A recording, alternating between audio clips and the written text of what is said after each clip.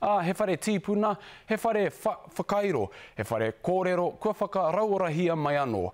Ko te ikaroa a Māui ki o wai marae te whare kua whakahaungia, he mea utu e te kaunihira arohe o ngā motu.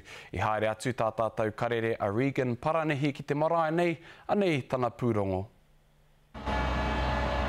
E whai whakahaunga tēnei pā ki Waitara. He kaupapa nunui mō mātou o te Aotearoa nui tonu. He kaupapa whakakotahi ai te iwi anō.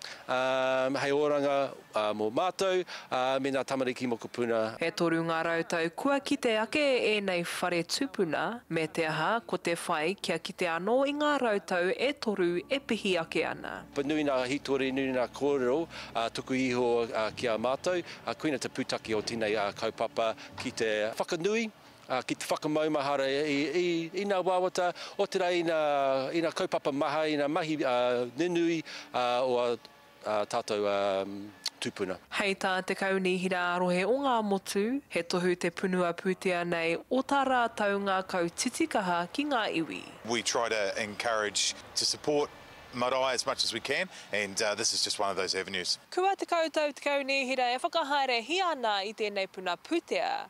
I roto i ngā tau te kaunga marae no tēnei rohenga, kua whai wāhi ki tēnei kaupapa. This is some of the best part of our job, is funding work like this. It's especially here at Owai, it's so important to our community at large. Kone atu i te 60 mano tāra i whakawhiwhia e te marae nei hei whakahau i te tuanui o te whare tūpuna.